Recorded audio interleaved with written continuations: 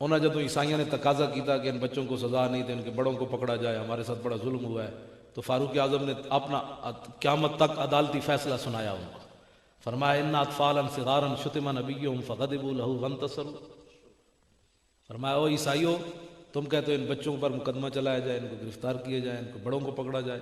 फरमाया जब इन बच्चों के नबी के खिलाफ बात हुई थी तो बच्चे गुस्से ना होते, ते वंतसरू लहू, और अपने नबी की मदद न कर दे, इन गुस्ताख ਨੂੰ मार के अपने नबी का गुलामी का इजहार न कर दे। लो जी मेरी गुफ्तगू भी खत्म, और आखिरी बात भी हजरत उमर ने आखिरी जो उनको जुमला सुना के उनको फारिग किया, आहदरा दमल उसको, फरमाया भाग जाओ, उमर की अदालत में जानवरों के हुकूक भी हैं, लेकिन उमर की अदालत में गुस्ताख रसूल के खून की कोई कीमत नहीं।